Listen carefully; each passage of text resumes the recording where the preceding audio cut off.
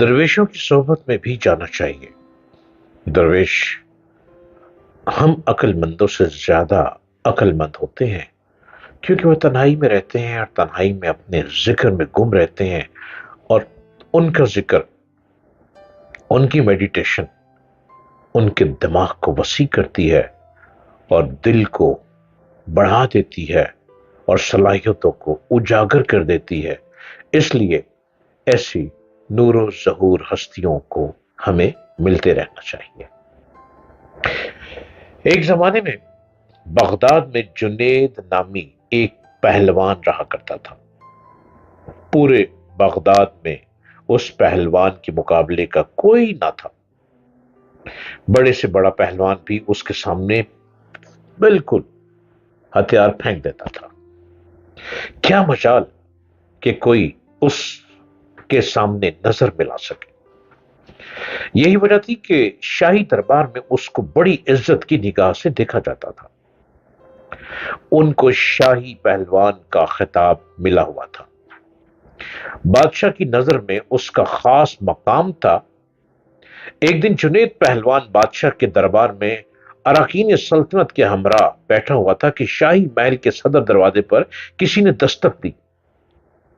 خادم نے آ کر بادشاہ کو بتایا کہ ایک کمزور ناتواں اجنبی شخص دروازے پر کھڑا ہے، جس کا بوسیدہ لباس ہے۔ کمزوری کا یہ عالم ہے کہ زمین پر کھڑا ہونا مشکل ہو رہا ہے۔ اس نے یہ پیغام بھیجا کہ جنید کو میرا پیغام پہنچا دو کہ کشتی میں میرا چیلنج قبول کرے۔ کشتی میں یعنی وہ ریسلنگ میں میرا چیلنج قبول کرے۔ بادشاہ نے اسے دربار میں پیش کرنے کا حکم دیا۔ اجنبی ڈگمگاتے پیروں سے دربار میں حاضر ہوا۔ وزیر نے اجنبی سے سوال کیا، تم کیا چاہتے ہو؟ اجنبی نے جواب دیا کہ میں جنید پہلوان سے کشتی کرنا چاہتا ہوں، ریسلنگ چاہتا ہوں۔ وزیر نے کہا، چھوٹا منہ بڑی بات نہ کرو۔ کیا تمہیں معلوم نہیں کہ جنید کا نام سن کر بڑے بڑے پہلوانوں کو پسینہ آ جاتا ہے؟ پورے شہر میں اس کے مقابلے کا کوئی نہیں، اور تم جیسے کمزور شخص کا جنید سے کشتی لڑنا تمہاری ہلاکت کا سبب بھی ہو سکتا ہے۔ اجنبی نے کہا کہ جنید پہلوان کی شہرت ہی مجھے کھینچ کر لائی ہے، اور میں آپ کو یہ ثابت کر کے دکھاؤں گا کہ جنید کو شکست دینا ممکن ہے۔ میں اپنا انجام جانتا ہوں۔ آپ اس بحث میں نہ پڑیں، بلکہ میرا چیلنج قبول کیا جائے۔ یہ تو آنے والا وقت بتائے گا کہ شکست کس کا مقدر ہوتی ہے۔ جنید پہلوان بڑی حیرت سے آنے والے اجنبی کی باتیں سن رہا تھا۔ بادشاہ نے کہا، اگر سمجھانے کے باوجود یہ ضد ہے تو اپنے انجام کا یہ خود ذمہ دار ہے، لہذا اس کا چیلنج قبول کر لیا گیا۔ بادشاہ کا حکم ہوا اور کچھ ہی دیر کے بعد کشتی ریسلنگ کی تاریخ اور مقام کا اعلان کر دیا گیا۔ پورے بغداد میں اس چیلنج کا تہلکہ مچ گیا۔ ہر شخص کی یہ خواہش تھی کہ اس مقابلے کو دیکھے۔ تاریخ جوں جوں قریب آتی گئی، لوگوں کا شوق بڑھتا گیا۔ ان کا شوق اس وجہ سے تھا کہ آج تک انہوں نے تنکے اور پہاڑ کا مقابلہ نہیں دیکھا تھا۔ دور دراز ملکوں سے بھی سیاح یہ مقابلہ دیکھنے کے لیے آنے لگے۔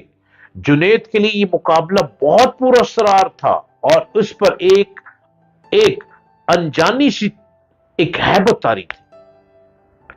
انسانوں کا ٹھاٹھے مارتا سمندر شہر بغداد میں امڑ آیا تھا۔ جنید پہلوان ان کی ملک گیر شہرت کسی تعارف کی محتاج نہ تھی۔ اپنے وقت کا مانا ہوا پہلوان آج ایک کمزور اور ناتواں انسان سے مقابلے کے لیے میدان میں اتر رہا تھا۔ اکھاڑے کے اطراف लाखों इंसानों का हजूम मौजूद था। बादशाह वक्त अराकीन सल्तनत के हमरा अपनी कुर्सियों पर बड़ा जमान हो चुके थे। जुनैद पहलवान भी बादशाह के हमरा आ गया था। सब लोगों की निगाहें उस पुरस्कार शख्स की मुंतजिर थी जिसने जुनैद जैसे नामवर पहलवान को चैलेंज देकर पूरी सल्तनत में तहलका मचा दिया था।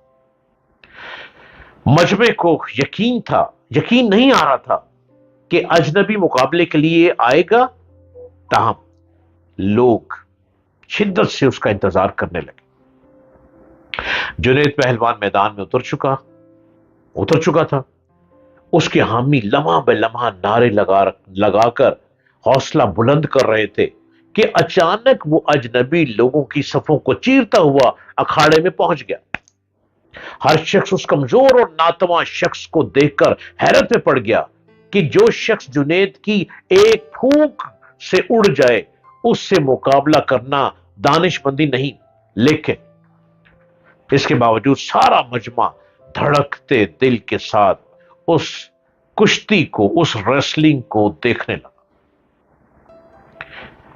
कुश्ती का आगाज हुआ, रेसलिंग का आगाज हुआ। दोनों आमने सामने हुए, हाथों में हाथ डाले गए, पंजा आजमाई शुरू हुई। इससे पहले कि जुनैद कोई दांव लगाकर अजनबी को जीर करता, जो अजनबी ने आहिस्ता से जुनैद के कान में कुछ सरगोशी की। जुनैद के चेहरे का रंग बदल गया। बहरहाल कुश्ती का आगाज हो गया। अजनबी शख्स और जुनैद पहलवान ने आपस में पंजा आजमाई शुरू कर दी। रेसलिंग, कुश्ती लड़ने का अंदाज जारी था। बूढ़े में लगता था कि जवानी लौट आई है। पैंतरे बदले जा रहे थे। दाव पेच के मुजाहरे जारी थे। हजूम का जोशो खरोश बढ़ता गया। जुनैद दाव के जोहर दिखाता तो मजमा नारों से गूंज उठता। दोनों बाम गुत्थम गुत्था हो गए। यकायक लोगों की पलकें झपकी। धड़कते दिल के साथ आंखें खुली तो एक नाकाबिल यकीन मंजर आंखों के सामने था। जुनैद चारों शाने चित पड़ा था और वो बूढ़ा शख्स सीने पर बैठे फतह का परचम बुलंद कर रहा था। पूरे मजमे पर सख्ता तारी हो चुका था। हैरत का तिलिस्म टूटा और लोगों ने ज़ईफ फातेह को बुलंद कंधों पर उठा लिया।